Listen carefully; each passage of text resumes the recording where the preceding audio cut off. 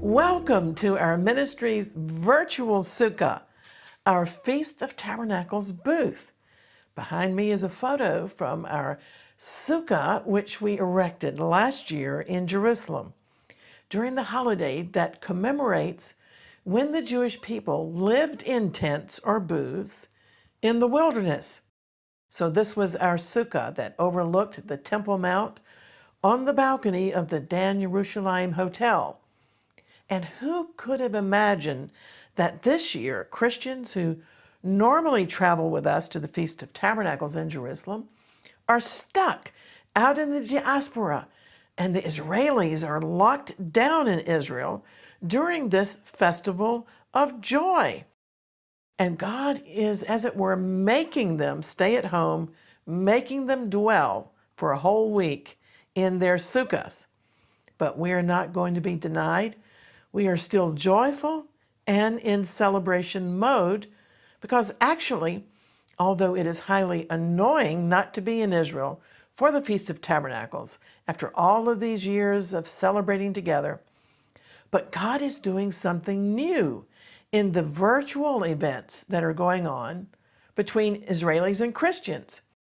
God has closed in his people due to the coronavirus, and he's keeping them under his wing. But we all know that Zechariah chapter 14 prophesies about the time when all the nations will come up to Jerusalem to keep the Feast of Tabernacles and to worship King Messiah. And we've been doing just that, coming up to Jerusalem year after year. But this year, a great reversal has happened. God is spreading his virtual tent from Israel to all the nations this year. More people are actually attending Sukkot, the Feast of Tabernacles, virtually this year than they have physically in the past. So God knows what he's doing, even if it is painful not to be in the land in person. And now we know what it feels like for a Jew to be out in the diaspora and longing to come home.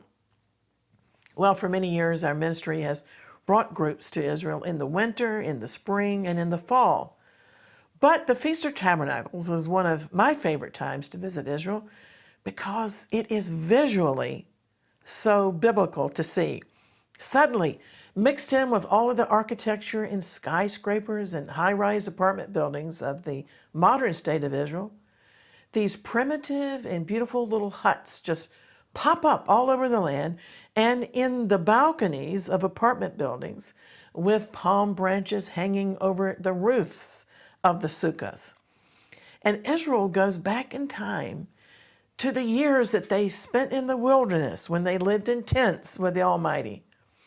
And it's visually such a lesson for the church to take on board on many levels, because the flimsy little tabernacles don't have a bomb shelter. These Sukkot speak of God being our shelter. The sukkah roof is partially open to be able to see the stars and to be cognizant of the fact that the Almighty runs this universe, and we are all under his watch care. He who watches over Israel neither slumbers nor sleeps.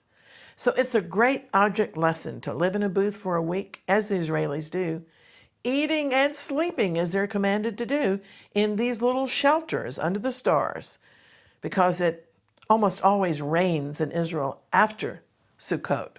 During this time, the religious Jews meditate on the great exalted guests such as Abraham, who lived in tents, and King David, who made a tabernacle of David for the Lord. My husband and I have been part of the Christian celebrations during the Feast of Tabernacles from the very beginning, when they were held in various convention centers in Jerusalem. And it has been the largest convention each year in Israel. We were so thrilled for many years to lead the roll call of the nations, to see the nations with their colorful flags prophetically coming up to Jerusalem in rehearsal of Zechariah chapter 14 and verse 16.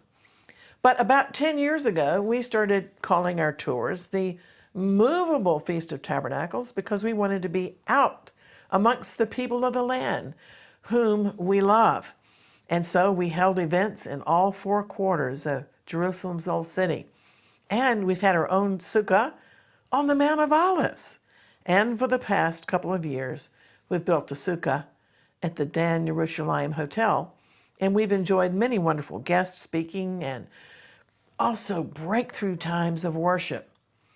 So this year we couldn't do our movable Feast of Tabernacles, so we have been participating in virtual events, and the fellowship between Jews and Christians has just continued to grow.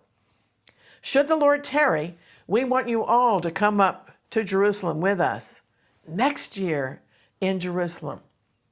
And so may the words of my mouth and the meditation of my heart be acceptable to thee, O Lord, my rock and my Redeemer.